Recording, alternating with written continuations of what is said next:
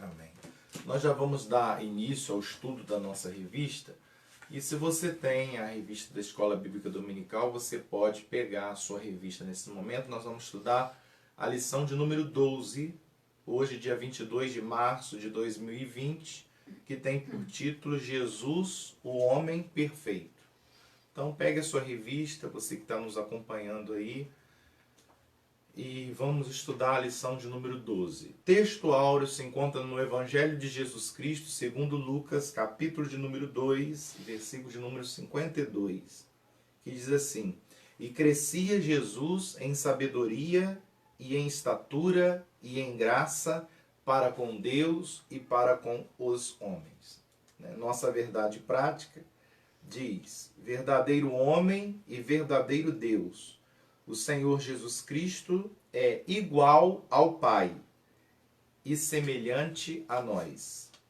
Sua divindade e humanidade não são aparentes, mas a sua humanidade e a sua divindade são reais, perfeitas e plenas. Para a gente ter o texto base de estudo nesta manhã, se encontra no Evangelho de Lucas, capítulo de número 2, versículo de número 40 até o versículo de número 52. Evangelho de Lucas, capítulo 2, 40 e 52. Você tem a sua Bíblia, pode fazer a leitura também pela Bíblia. Diz assim o Evangelho de Jesus Cristo, segundo escreveu Lucas, capítulo 2, verso 40 ao 52. Diz assim: E o menino crescia e se fortalecia em espírito, cheio de sabedoria, e a graça de Deus estava sobre ele. 41. Ora, todos os anos iam seus pais a Jerusalém à festa da Páscoa. E tendo ele já 12 anos, subiram a Jerusalém segundo o costume do dia da festa. E regressando eles, terminados aqueles dias, ficou o menino Jesus em Jerusalém, e não souberam seus pais. Pensando, porém, eles que viria de companhia pelo caminho, andaram o caminho de um dia e procuraram-no entre os parentes e conhecidos. E como não o encontrassem, voltaram a Jerusalém em busca dele. E aconteceu que, passado 3 dias, o acharam no templo, assentado em meio aos doutores, ouvindo-os e interrogando-os. E todos os que ouviam admiravam a sua inteligência e respostas. E quando o viram, maravilharam-se, e disse-lhe sua mãe: Filho, por que fizeste isso para conosco? Eis que o teu pai e eu, ansiosos, te procurávamos. E ele lhes disse: Por que é que me procuráveis? Não sabeis que me convém tratar dos negócios de meu pai? E eles não compreenderam as palavras que lhes dizia. E desceu com eles e foi para Nazaré, e era-lhe sujeito, e sua mãe guardava no coração todas essas coisas. E crescia Jesus em sabedoria, e em estatura, e em graça para com Deus e os homens. Então, nessa lição a gente vai falar sobre Jesus Cristo, o que representa Jesus para nós, os cristãos, fundamentalistas e ortodoxos. Então, isso pode divergir um pouco na questão doutrinária, talvez de pessoas que são de outras religiões ou de outras crenças. O que nós vamos ver aqui é o estudo da palavra de Deus baseado no conceito cristão, ortodoxo e fundamentalista. O que significa Jesus? Quem é Jesus para nós? É isso que vamos estudar aqui nessa lição. A Bíblia, os evangelhos, de uma maneira geral, eles apontam o nascimento de Jesus, né? Depois há um espaçamento muito grande em que não é narrado nada, e depois já aponta a idade adulta de Jesus. Jesus já com 30 anos para se batizar, né? Mas toda a infância, com exceção desse registro de Lucas, que fala sobre a ida de Jesus ao templo aos 12 anos, mas toda a história da infância e adolescência de Jesus, a Bíblia não fala, né? A Bíblia vai falar do nascimento, vai falar desse episódio que aconteceu com Jesus aos 12 anos de idade, né? E depois já começa com Jesus há 30 anos, né? Com Jesus já com 30 anos, começa a narrar a história. Então, fica um vácuo nas escrituras sobre a adolescência e a infância de Jesus Cristo. Como foi essa infância? E aí abre margem para muita especulação, né? Nós temos muitos livros, muita literatura desse período, né, em que a Bíblia não fala. Nós temos muita literatura apócrifa que vai contar histórias desse período, vai criar histórias desse período, mas que não tem a canonicidade, ou seja, não tem a inspiração divina, e por isso esses livros não foram acrescentados à Bíblia Sagrada, né? Mas você pode, por questão de cultura, para enriquecimento de cultura, você lê os livros apócrifos que não têm a sustentação bíblica, para você se enriquecer culturalmente, apenas para isso, mas não tem a inspiração divina. Porque se tivessem, eles estariam dentro do canon da Bíblia, e eles não estão. Então as pessoas especulam muita coisa, né? Especulam muita coisa nesse período que a Bíblia não fala, né? Não fala. Existe, por exemplo, o Evangelho segundo São Tomé. Aí nesse Evangelho segundo São Tomé, Tomé disse que uma vez Jesus estava andando com Maria em uma determinada... E aí Maria queria pegar uma fruta para comer e a árvore estava muito alta. E Maria tinha fome. Aí Jesus, ainda criancinha, no colo de Maria, ordenou a árvore para que a árvore se inclinasse, para que ela pudesse pegar o fruto. E a árvore então se inclinou para que Maria pudesse pegar o fruto da árvore e comer. Então você vai ler assim, histórias interessantes, criativas da mente humana, né, que não tem o respaldo bíblico, a canonicidade bíblica, mas que vale a pena você ler por questão de cultura, né? Então tem muito material disso daí. É igual o filme Titanic, né? Houve a tragédia, e da tragédia eles criaram ali dentro um romance baseado num fato real, eles criaram um romance. E a história de Jesus também é um fato real, e eles aproveitam, os escritores, né, bastante criativos, né? Eles criam uma fantasia, eles inventam histórias disso daí, e fica como uma literatura que pode ser lida apenas por questão cultural, né? Existem outros livros apócrifos, que, por exemplo, que fala que uma vez Jesus estava brincando no barro e fez uns passarinhos de barro, e daqueles passarinhos de barro ele soprou sobre os passarinhos de barro viraram passarinhos reais e saíram voando, né? Então é muito assim, o pessoal viaja mesmo, viaja na batatinha, muita coisa criativa. Outros falam que uma vez Jesus estava brincando e houve uma confusão lá com as crianças, e os pais das crianças foram reclamar de Jesus para Maria e José. E quando os pais foram reclamar de Jesus para Maria e José, Jesus jogou uma praga sobre eles e eles ficaram cegos, né? Então aí você vê como é que não fazem parte da inspiração divina, porque é fruto de um pensamento humano muito criativo, né? Mas existe sim, é bom a gente ler por questão de cultura. Eu recomendo vocês a lerem sobre os livros apócrifos. Mas aqui fala que Jesus, aos 12 anos, já tinha consciência do que ele era e do que ele queria. Então aquela ideia de que Maria teve que convencer a Jesus, dizendo, olha, você é o Filho de Deus, e que Jesus viveu uma crise de identidade muito grande, e Jesus não sabia o que ele era, e isso não tem base bíblica. A gente está aqui diante de um relato que aos 12 anos, Jesus já estava consciente da sua missão na terra, Jesus já estava consciente daquilo que ele queria. Porque quando Maria chegou para ele e disse, meu filho, por que você ficou esse tempo todo longe da gente? Por que você não deixou preocupado? Ele responde aqui, ó, não sabeis que me convém tratar dos negócios do meu pai? Né? Não sabeis que convém tratar dos negócios do meu pai? Quer dizer, aos 12 anos, Jesus não está vivendo aqui uma crise de identidade. Jesus aqui não está vivendo uma crise de identidade. Jesus não está... não precisou de ninguém dizer, olha Jesus, você é o Filho de Deus, você veio para salvar a humanidade. Não.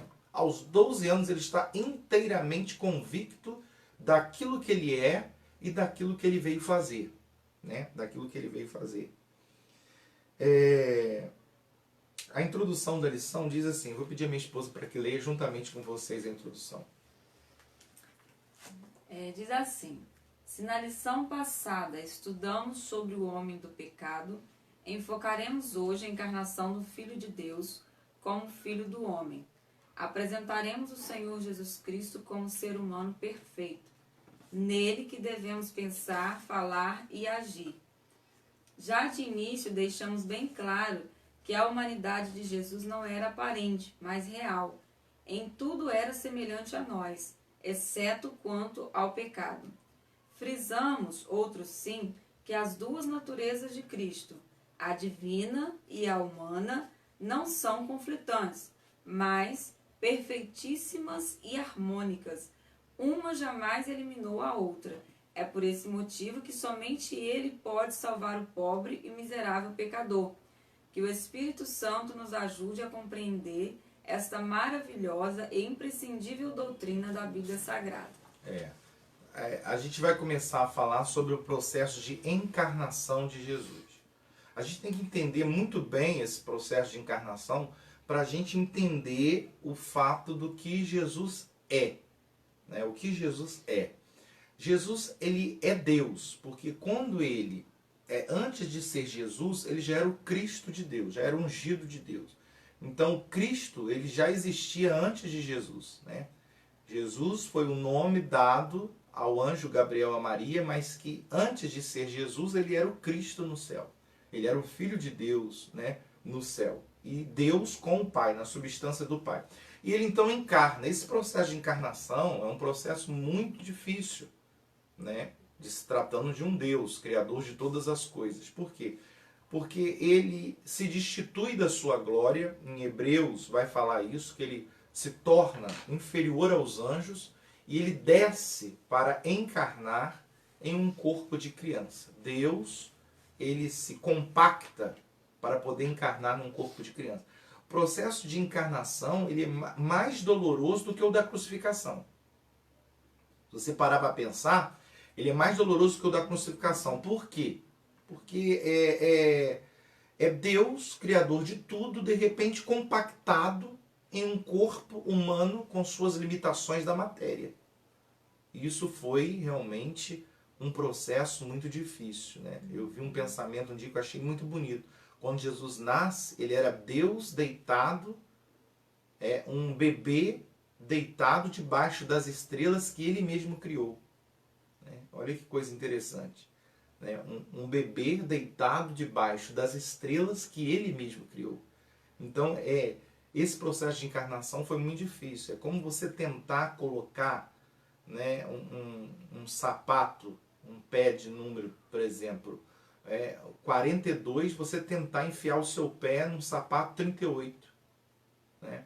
Essa compressão, né, essa limitação agora de um corpo humano limitado, numa matéria limitada, isso foi um processo muito difícil para Jesus e ele fez isso por amor, né?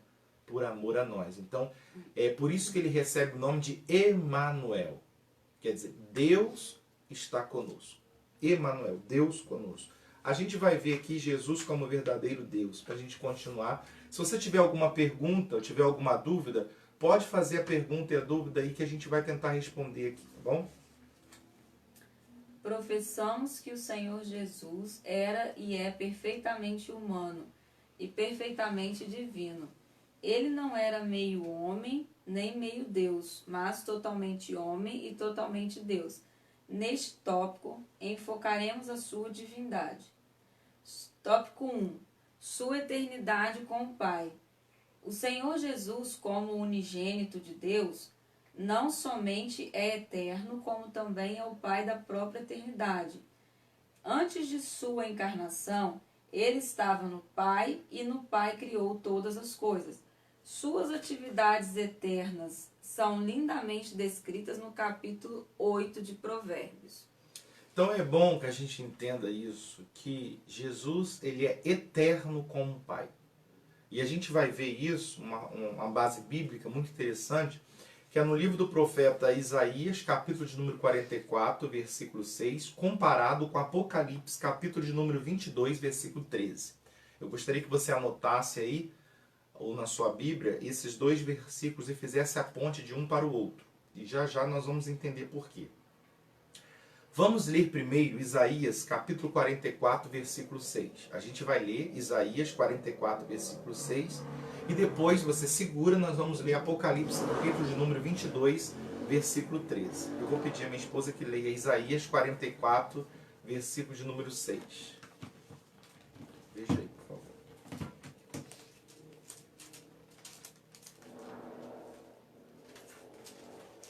Isaías 44, 6 e Apocalipse, capítulo de número 22.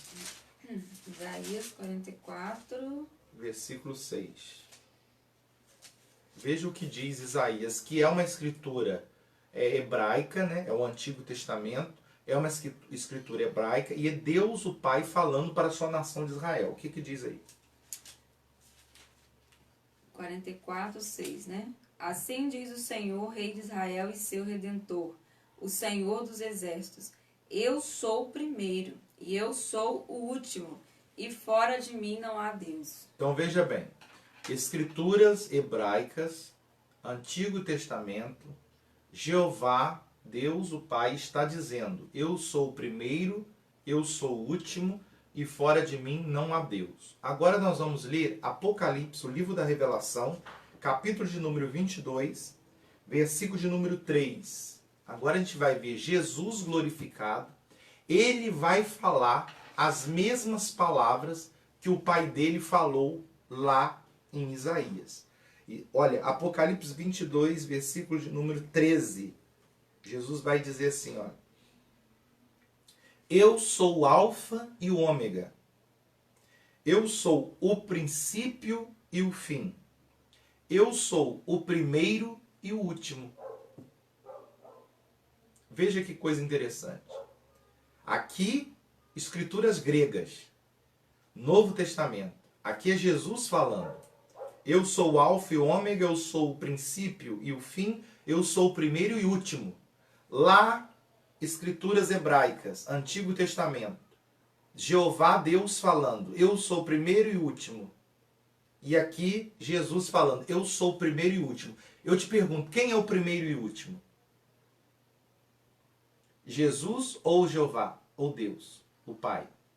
Então a gente vê que ele é Deus com o Pai. Né?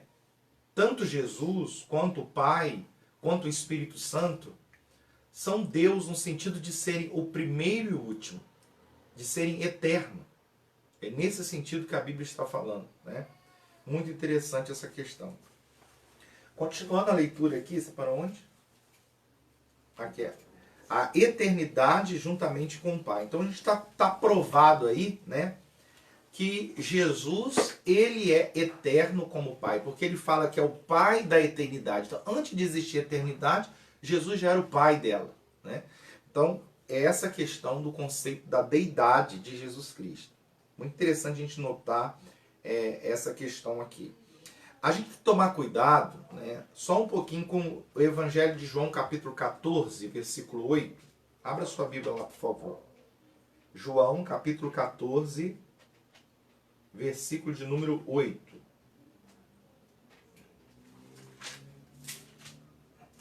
Vamos interpretar essa leitura bíblica em João, capítulo 14, versículo de número 8. Num diálogo que Jesus está tendo com Filipe,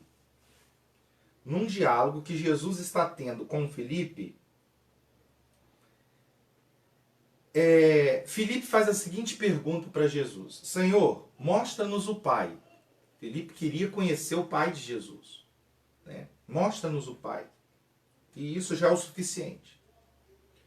Jesus responde: ué, Filipe, estou há tanto tempo convosco e não me tendes conhecido, Filipe? Quem me vê a mim, vê o Pai.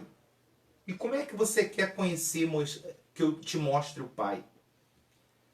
Não crês que eu estou no Pai e o Pai está em mim? E as palavras que eu vos digo, não as digo de mim mesmo, mas o Pai que está em mim é quem faz as obras? Meus irmãos, essa interpretação desse versículo a gente tem que tomar muito cuidado.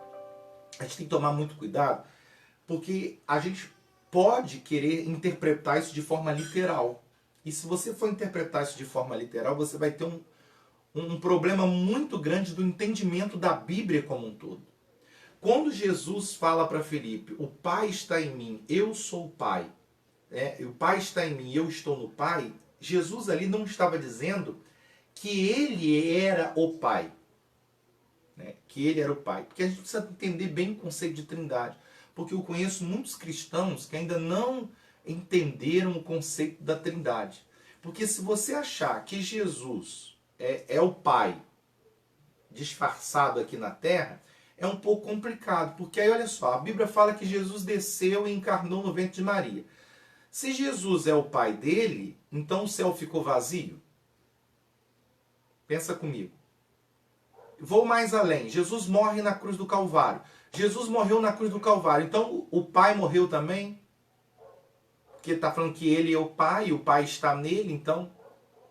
Então, se você interpretar esse evangelho de forma literal, você vai ter uns nós, vai ter uma dificuldade muito grande de entendimento da palavra de Deus. Porque a própria Bíblia fala que o Pai o ressuscitou a Jesus, né? Então, Jesus fala, olha Filipe, eu sou, quem vê a mim vê o Pai, o Pai está em mim, eu estou no Pai.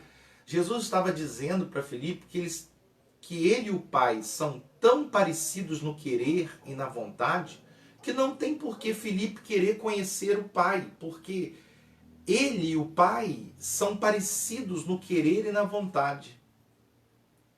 Entendeu? O pai nunca vai dizer assim, eu não concordo com o filho. O pai nunca vai discordar com o filho. Então não tem porquê Filipe ficar querendo conhecer o pai que está no céu, né? Então a gente precisa entender essa parte aqui, porque senão as pessoas vão pensar que Jesus ele é Deus, né? E é o Deus Pai, e que eles são um corpo só, né? E cria-se uma confusão de entendimento da palavra de Deus. O que diz o credo da nossa igreja? Né? Aqui está a declaração de fé. O que diz o credo da nossa igreja? Aqui diz, ó, na página de número 39, sobre a Trindade. Cremos e professamos e ensinamos o monoteísmo bíblico de um Deus que é único em essência e em substância, indivisível em natureza e subsiste eternamente em três pessoas distintas: o Pai, o Filho e o Espírito Santo, iguais em poder, glória, majestade e distintas em função, manifestação e aspecto. É o credo, é o nosso credo, está aqui, registrado aqui. Então você vê que essa é a interpretação. Então cuidado ao interpretar João, essa conversa que Jesus teve com Filipe, para você não entender que Jesus estava falando ali de uma maneira literal, o que não é. Jesus está falando ali de uma maneira figurativa, que ele estava tão unido com o Pai lá no céu, que não havia por que Filipe querer conhecer o Pai, já que o Filho se parece em tudo à vontade no querer com o Pai. E ele vai dizer isso mais depois, que ele vai querer que o povo dele seja um, assim como ele e o Pai somos um. Na oração sacerdotal ele vai dizer isso, né? Então a gente tomar esse cuidado da leitura e interpretação da palavra de Deus, para a gente não cometer alguns equívocos e depois ter alguns nós que a gente não consegue decifrar, né? Então é muito interessante a gente entender o conceito da Trindade, né? Então o Pai, o Filho e o Espírito Santo são três pessoas diferentes que se conversam lá no céu, que se andam lá no céu, que se comunicam lá no céu, e essas três pessoas diferentes uma da outra, elas formam o nosso Deus. Entende? Então, o nosso Deus é formado por essas três pessoas da Trindade: o Pai, o Filho e o Espírito Santo. Quando eu digo glórias a Deus, eu já estou glorificando o Pai, o Filho e o Espírito Santo, né? Porque o nosso Deus é formado por essas três pessoas. Né? Então é o conceito bíblico por isso. Jesus é eterno com o Pai. Nós tivemos prova bíblica aqui comparando a fala de Jeová Deus em Isaías com a fala de Jesus em Apocalipse. Comparamos essas duas passagens, você vai ver que eles falaram a mesma coisa. Eu sou o primeiro e eu sou o último. Então tá aí. E existem outras provas que a gente vai ver agora, que é os atributos da grandeza de Deus. Jesus Cristo é a fonte de vida. Agora no item 1, no tópico 1, no item 2, atributos, grandezas e perfeições. Jesus Cristo é a fonte de vida. Logo, ele tem vida em si mesmo. Sendo Deus imutável, ele é onipresente, onisciente, onipotente. Sua onipotência não pode ser ignorada, porque todo o poder nos céus e na terra acham-se em suas mãos. Meus irmãos, para ser Deus, precisam-se de ter títulos. 3 títulos fundamentais. Quais são os títulos? Onipotente, onipresente e onisciente. E seus atributos de Deus. Tem que ter esses 3 títulos. Então vamos ver se passa nesses 3 títulos. O que é onipotente, onisciente, onipresente? Vamos começar então o atributo de onipresente. Estar presente em todos os lugares ao mesmo tempo. Se um ser consegue estar presente em todos os lugares ao mesmo tempo, esse ser é Deus. Porque só Deus pode ter esse atributo. Só Deus pode ter esse atributo. Estar presente em todos os lugares ao mesmo tempo. Jesus teve esse atributo? Vamos ver.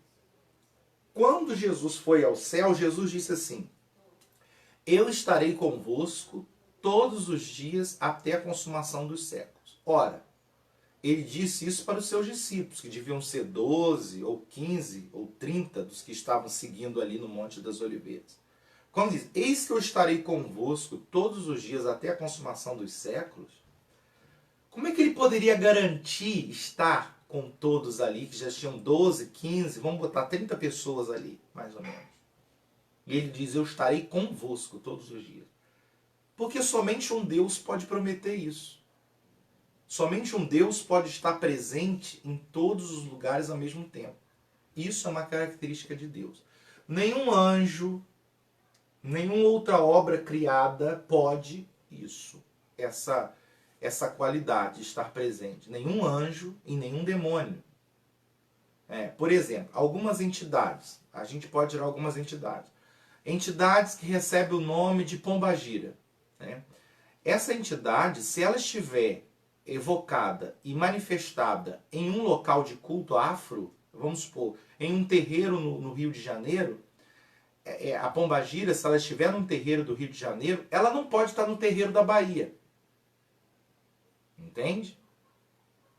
A Pombagira mesmo, ela não pode estar no terreiro da Bahia.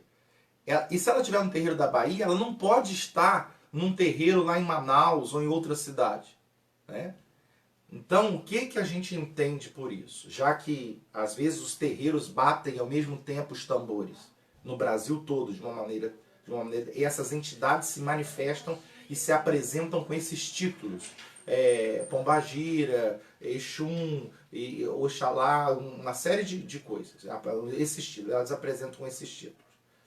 Então, o que a gente pode entender? Que, na realidade, isso é uma falange de espíritos, que se identificam com uma linha.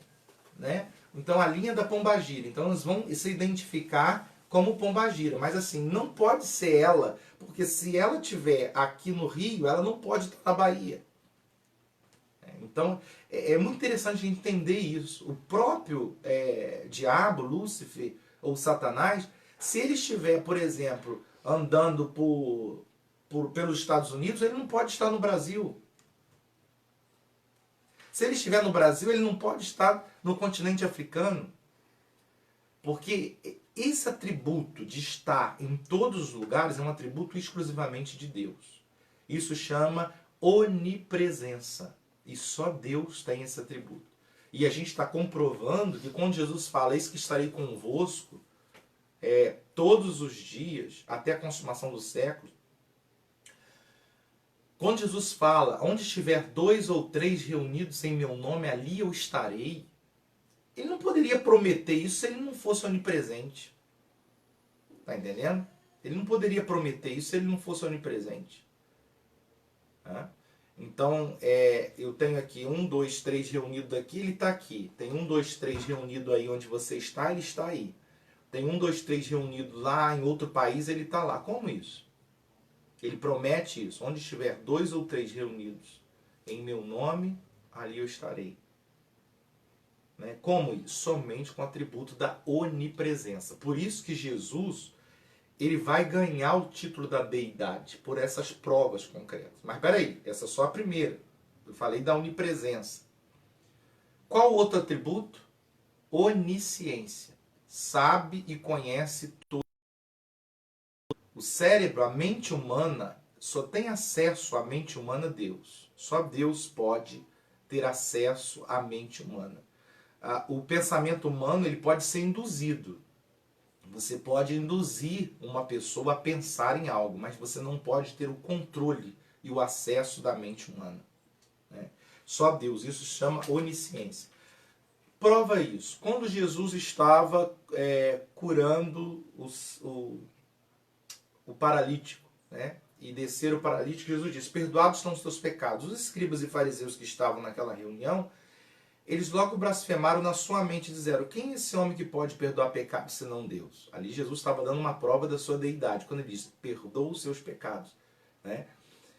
E os fariseus vão dizer assim, quem é esse homem que pode perdoar pecado? Só Deus que pode perdoar pecado. Eles pensaram. E aí você vai ler na Bíblia assim, ó, e Jesus, conhecendo pensamentos deles, disse, o que é mais fácil eu fazer? Dizer de boca para fora, perdoados são os teus pecados, ou fazer esse paralítico andar aqui agora? Então, quer dizer, Jesus ali conhecendo o pensamento deles. Essa é uma característica de Deus. Né? O inimigo não pode acessar o que você pensa. Né? Os anjos não podem acessar o que você pensa. Somente Deus pode acessar o que você pensa. O que você fala, não. O que você fala está exposto. Mas o seu pensamento é acessível somente por Deus. Né? Então Deus, Jesus ali dá uma prova que ele conhece o pensamento das pessoas que estavam à sua volta. E ele então vai fazer o mais difícil, que é levantar aquele homem paralítico para mostrar aos escribas e fariseus que ele é Deus sim. Inclusive ele tem o poder de perdoar os pecados. Então passamos pelo segundo teste, onipresença, onisciência e agora onipotência. Onde está escrito que Jesus tem todo o poder, toda a autoridade? Ora, assim como ele ressuscitou, ele disse na palavra, é-me dado todo o poder no céu e na terra. Então veja bem, é-me dado todo o poder no céu e na terra. Jesus disse isso. Antes ele se fez menor que os anjos. Talvez por isso que muitas pessoas não entendam bem, perfeitamente, essa questão. Porque quando Jesus estava encarnado, ele se fez menor que os anjos. Então você vai ver Jesus orando ao Pai, você vai ver Jesus recebendo a ajuda dos anjos no Getsemane, você vai ver Jesus sendo consolado, você vai ver Jesus recebendo o apoio espiritual, porque ali ele está numa situação de inferioridade de acordo com a matéria humana no processo da encarnação. Mas depois que Jesus morre e ressuscita, ele toma para si o poder. Ele diz, é-me dado todo o poder no céu e na terra. É-me dado toda a autoridade no céu e na terra. Então, olha, quem é o Deus Todo-Poderoso? Jesus é Deus Todo-Poderoso. Então, a gente viu aí que ele é onipresente, onisciente e onipotente. Ou seja, Jesus ele satisfaz esses quesitos. Jesus satisfaz essas qualidades que o tornam Deus, assim como o Pai é. Esvaziou-se da sua glória e não da sua divindade. Pode ir. Estamos então na página 57, tópico 3, que diz assim: esvaziou-se da sua glória, mas não de sua divindade. Chega pra cá, que não vai aqui, né? Quando de sua encarnação no ventre puro e virginal de Maria, Tá te oh cortando. meu Deus, a pessoa está me arrastando aqui. O Filho de Deus não se esvaziou de sua divindade, mas sim de sua glória. Conforme podemos atestar pelos versículos já mencionados, o Senhor Jesus em seu ministério terreno fazia uso de seus atributos divinos sempre que necessário. Em sua oração sacerdotal, ele reivindica junto ao Pai não a sua divindade, mas a glória que desde a mais remota eternidade desfrutara no perfeitíssimo e infinito círculo da santidade da Santíssima Trindade. Seus discípulos sabiam que ele era e é Deus. Então veja bem, a gente tem que entender isso. O processo encarnatório, quando Jesus encarna, né, é esse Emanuel, é esse Deus conosco. É o Deus que vem e adquire forma humana e ele recebe o casulo humano. Né? Ele é comprimido. O poder de Deus, a glória de Deus, ela é comprimida em um casulo humano que é o corpo, é um envoltório carnal. Ele recebe na encarnação esse envoltório carnal. Ele fica então como num casulo, preso a esse corpo. E enquanto ele podia viajar pelo espaço como espírito, porque Deus é espírito, ele agora, para poder visitar Lázaro, ele tem que caminhar dias a pé. Enquanto ele podia controlar todas as coisas, agora ele está limitado a um corpo que lhe dá fome, que lhe dá sede. Então, esse Emanuel, esse Deus conosco, é exatamente isso, é esse processo encarnatório.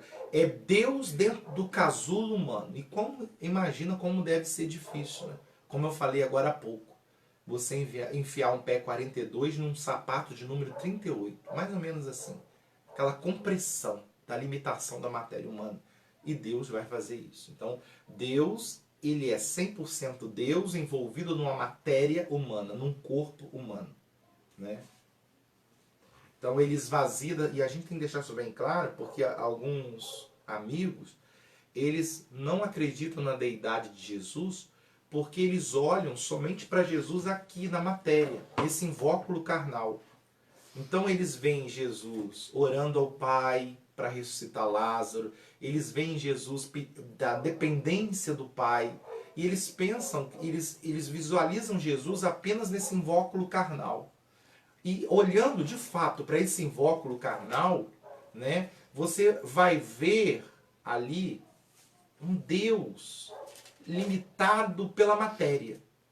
Né? Um Deus que se cansa, que precisa dormir, um Deus que sente fome, um Deus que sente sede. Então ele está limitado. Mas a gente tem que entender que esse foi um processo transitório, não um processo permanente.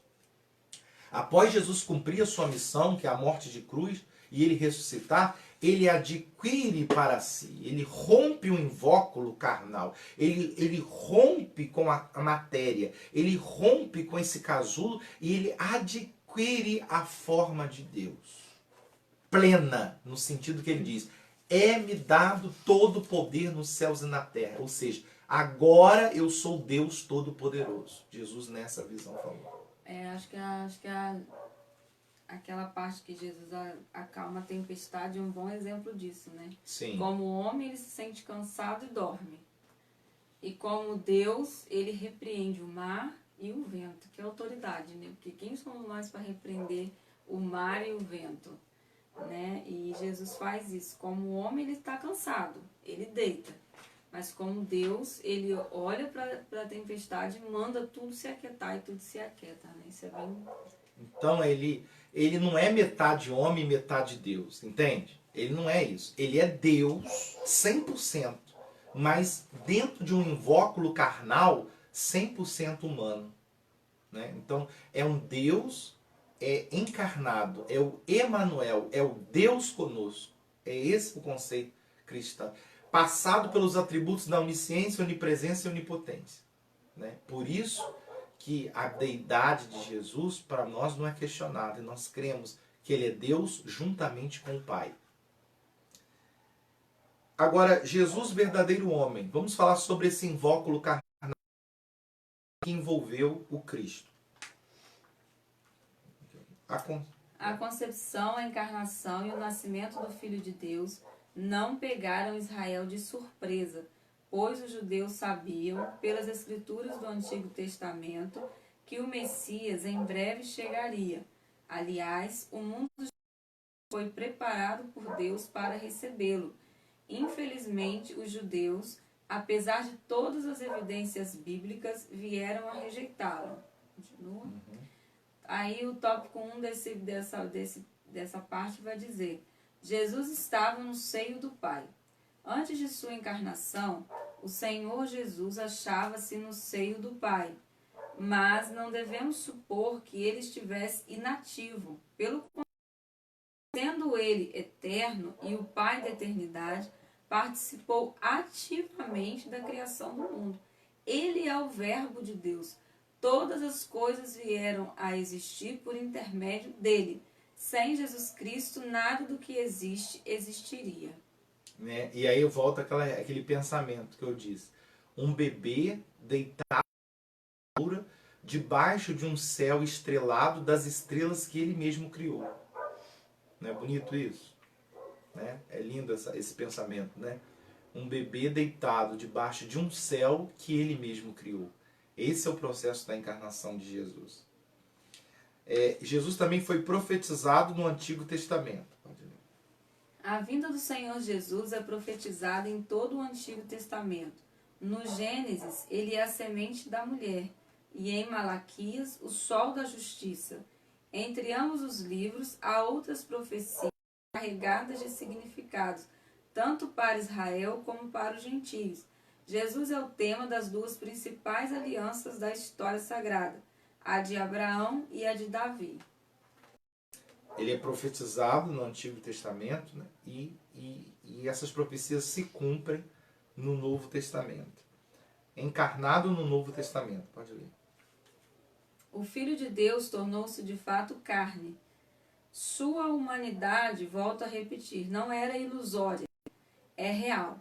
Embora concebido sobrenaturalmente, o seu nascimento foi tão natural quanto o nosso. Sentiu nossas dores e incômodos.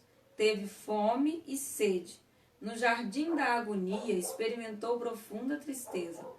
À nossa semelhança, a humanidade de Jesus era completa. Ele tinha corpo, alma e espírito. A única questão, né, desse corpo que é o fato de não ter o pecado original. Né? Jesus é chamado de imaculado Cordeiro de Deus. E essa palavra imaculado, ela é atribuída única e exclusivamente a Jesus Cristo. Ele é o imaculado Cordeiro de Deus. Imaculado significa não concebível pelo pecado original. Então Jesus, ele é o único ser humano que existiu sobre a face da terra que não recebeu no seu gene o pecado adâmico, a herança adâmica do pecado. Ou seja, o corpo de Jesus, ele é um corpo sem o pecado original, ele é imaculado. Até o da nossa irmã Maria, a gente tratamos com muito respeito essa questão, até o da nossa irmã Maria, que serve para a gente como um exemplo de uma mulher de fé, de determinação, de doutrina, até isso a irmã Maria, ela vai também confessar ser dependente de Deus, do próprio Filho, para que ela tivesse o pecado dos pecados perdoado. A gente pode ler isso no Evangelho de São Lucas. Vamos abrir lá? Pega a sua Bíblia, por favor. No Evangelho de São Lucas, capítulo de número 4. Mateus, Lucas, capítulo de número 4.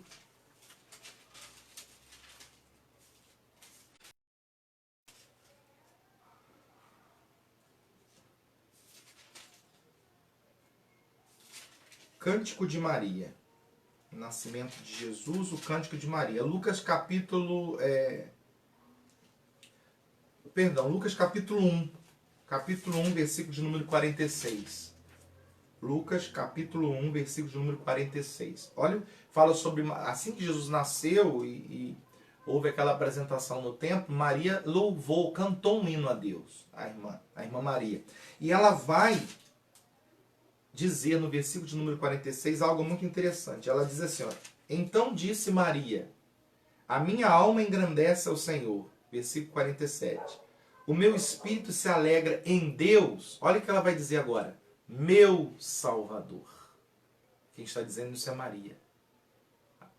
Em Deus, meu Salvador.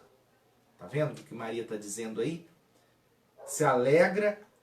A minha alma engrandece ao Senhor, o meu espírito se alegra em Deus, meu Salvador. Ora, por que ela falou que Deus era o Salvador dela? Por que Maria está dizendo isso?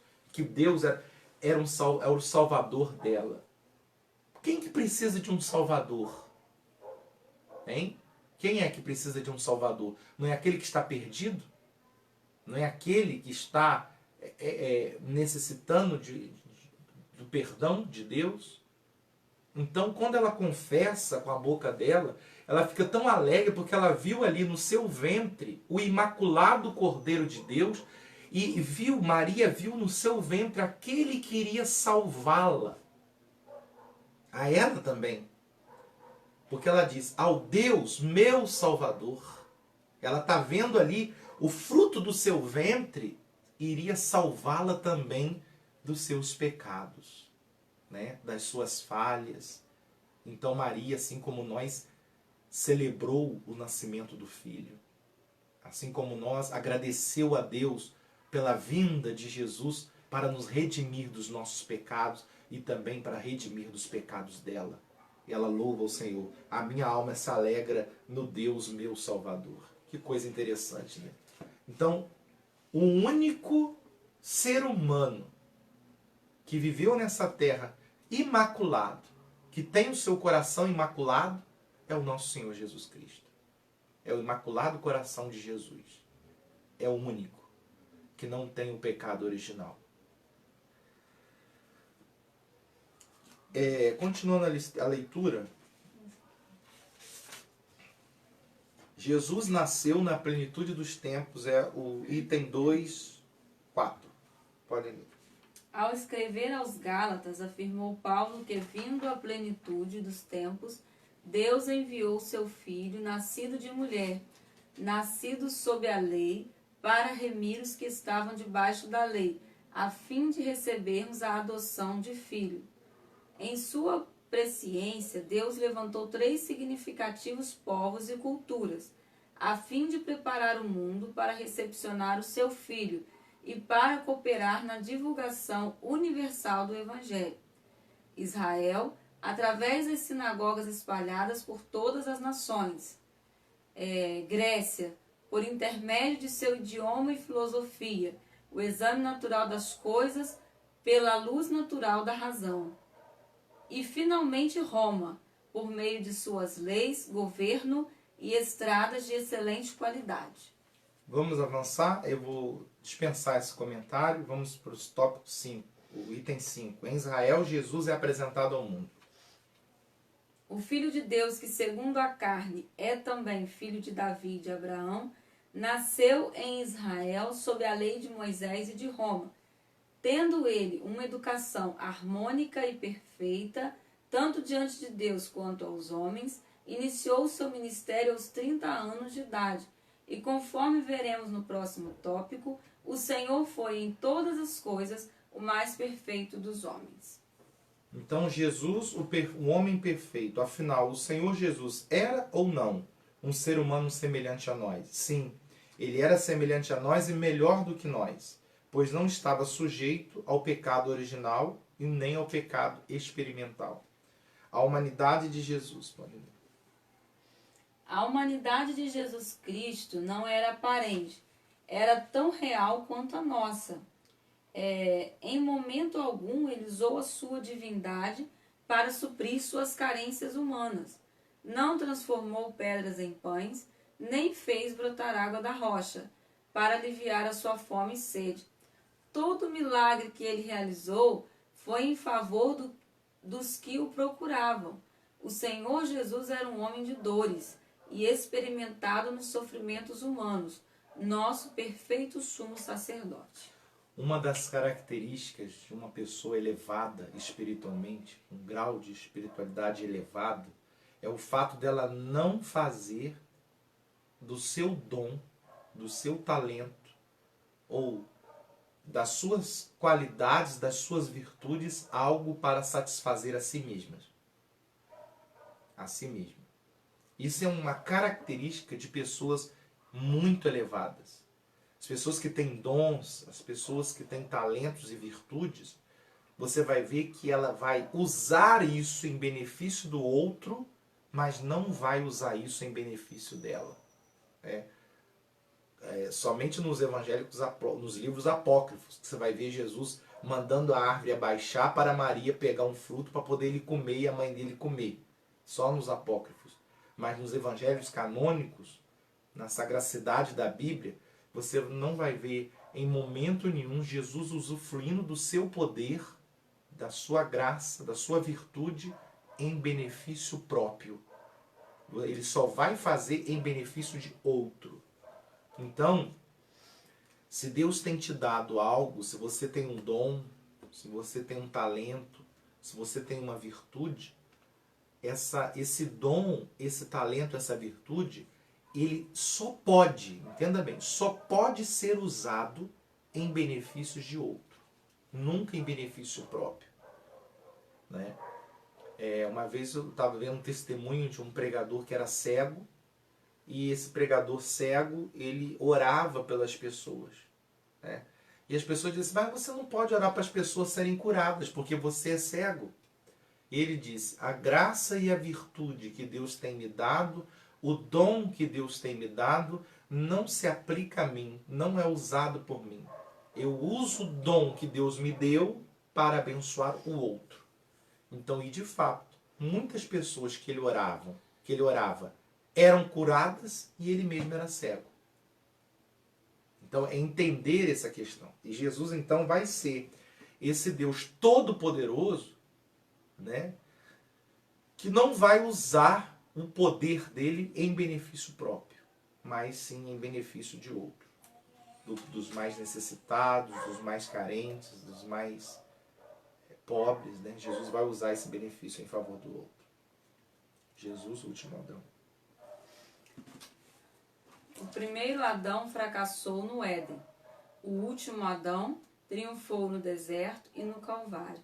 Embora divino, Jesus não era menos humano que Adão. Na plenitude de sua humanidade, venceu todas as tentações por nós, para que nele fôssemos vivificados. Quando olhamos para o Senhor Jesus Cristo, concluímos que a humanidade não foi um fracasso, porque apenas nele somos plenamente redimidos. Continue. A perfeição espiritual e moral de Jesus. Como já frisamos, o Senhor Jesus, embora dotado de uma natureza humana igual à nossa, jamais esteve sujeito ao pecado original, nem ao pecado experimental.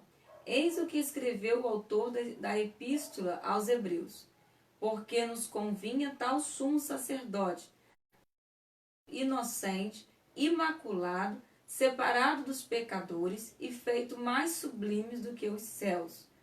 Tanto no falar quanto no agir, Jesus era perfeito. Nenhum dolo ou engano achava-se em seus lábios. Ele era perfeitíssimo em todas as coisas. Ele é o nosso excelso modelo. Então a gente tem aí a figura, né? Jesus como nosso mentor, o nosso guia, o nosso exemplo, o nosso modelo de um ser que foi 100% Deus, envolvido e encapado e envolto numa matéria 100% humana. Né? E ele traz esse exemplo para a gente, mostra, é um divisor de águas, divide a humanidade em duas eras, antes e depois, e traz para a humanidade o exemplo de trilhar o caminho da salvação, né? Que é crer nele, crer em Jesus para obter a salvação. Né? Uma característica do cristianismo é que ele é exclusivista, no sentido de que o cristianismo não aceita e não reconhece que exista outro meio de salvação a não ser crer que Jesus Cristo é o Filho de Deus. Então ele vai dar, o cristianismo ele tem essa marca muito forte, né? Para que você obtenha a salvação, é preciso, não é crer em Deus, não é crer em Deus, é crer no Filho de Deus. Né? Porque Jesus diz, eu sou o caminho, a verdade e a vida. Ninguém vai ao Pai se não passar por mim, que eu sou o caminho. Então às vezes a pessoa fala assim, eu creio em Deus, mas creio no Deus Pai. Mas se a pessoa nega a existência do Filho, se a pessoa não crê no Filho, né, exatamente é aí que é um problema. Porque o cristianismo vai dizer que não há salvação fora da crença que Jesus Cristo é o Filho de Deus. Então essa é algo muito forte, que o cristianismo vai bater em cima disso. Né? Ele não vai aceitar a caridade, não vai aceitar nada a não ser que a pessoa creia que Jesus Cristo é o Filho de Deus para obter a salvação. É declarado isso de fé, de boca, de palavra, de atitude. Crer que Jesus Cristo é o Filho de Deus. Por Jesus, eu sou o caminho, a verdade e a vida. Ninguém vai ao Pai se não passar por mim, se não crer em mim. Então, por isso que nesse aspecto o cristianismo é bem amarrado, nesse sentido de que há necessidade de se divulgar a fé em Jesus Cristo para que todos obtenham a salvação. Então Jesus, para o cristianismo ortodoxo e fundamentalista, ele é o próprio Deus, Emanuel encarnado. Tá? Então assim, é importante entender isso, que Jesus não é aqui um espírito evoluído. Né? Na visão cristã ortodoxa, Jesus aqui não é um espírito evoluído comparado ao de Buda, ao de Maomé, ou comparado a outros grandes personagens que passaram pela Terra. Para o cristão fundamentalista e ortodoxo, Jesus é Deus. É Deus. É diferente, muitas das vezes, de alguns amigos, né, de outras religiões, até se dizem cristãos, mas quando pergunta para essa pessoa quem é Jesus, essa pessoa não consegue responder e dizer que Jesus é Deus. Essa pessoa ela vai dizer, não, Jesus é um espírito em alto grau de evolução, né, que governa a Terra, né, mas que existem outros mais elevados do que ele, que governam outros mundos. Veja só. Então, difere um pouco da ideia cristã fundamentalista, em que afirma Jesus ser Deus com o Pai. Então, Pai, Filho e Espírito Santo na existência da Trindade. Eu não sei se você já chegamos ao fim aqui, eu não sei se você entendeu, se tem alguma dúvida, entre em contato com a gente, manda sua pergunta, manda sua resposta. A pergunta, nós vamos tentar enviar a resposta. Você pode, nesse momento, falar alguma coisa ou comentar. Eu vou deixar como sugestão literária esse livro aqui, essa coleção desse livro que eu tenho. Esse livro aqui é muito interessante, tá? Olha só. São 4 volumes, tá? O autor é Augusto Cury. Esse Augusto Cury, ele é um psiquiatra, psicoterapeuta, ele é escritor, ele é cientista. Ele estudou por 17 anos a análise da inteligência de Cristo, e ele era ateu, não acreditava em Deus, não acreditava em Jesus, e ele se converteu ao cristianismo, sendo ateu, ele se converteu ao cristianismo somente estudando de forma científica o comportamento de Jesus Cristo frente aos seus discípulos. E ele escreve esses 5 títulos: é o Mestre dos Mestres, o Mestre da Sensibilidade, o Mestre da Vida, o Mestre Inesquecível e o Mestre do Amor. Gente, se puder, leia. Aproveite esses momentos que você está em casa, que você está aí na sua quarentena, né? Leia estes livros. É realmente assim, espetacular. O autor é Augusto Cury. Eu comprei toda a coleção, eu tenho a coleção dele aqui, desses 4 volumes. Já li todos e fica como sugestão literária para você que quer conhecer um pouco dessa pessoa de Jesus Cristo. Então, busque, compre, leia. A Análise da Inteligência de Cristo é o título da coleção. A Análise da Inteligência de Cristo. É esse ateu que vai estudar de forma científica a mente de Cristo e com a forma científica a mente de Cristo, ele passa a crer que Jesus Cristo não era um homem comum. Ele passa a crer na divindade de Jesus Cristo. É muito interessante. Então leia. Fica como sugestão literária para você, como tarefa de casa. Leia os livros. Se não puder ler os 5, leia pelo menos um de cada, que vai falar sobre a análise da inteligência de Cristo. Vale a pena você ler. São livros maravilhosos. Eu li e realmente a gente fica assim abismado, porque você vai ter uma visão científica em cima do comportamento de Jesus Cristo. Vale a pena. Vale a pena. Então é isso daí. Obrigado pela atenção de vocês, os nossos irmãos que estão conectados conosco. Deus abençoe você, Deus abençoe a sua casa. Hoje é o dia que nós separamos para o Senhor, né? Hoje é o dia que nós separamos para o estudo da palavra. Eu quero agradecer a todos vocês que estudaram conosco a revista, a todos os irmãos da nossa igreja que estão conectados conosco. Deus abençoe a vocês, a todos os nossos visitantes que estão visitando a nossa página. Deus abençoe também, né? E se ficou alguma dúvida, pode mandar depois a sua pergunta. A gente vai tentar esclarecer sobre esse hoje. Hoje nós estudamos um tema chamado Cristologia, o estudo de Cristo.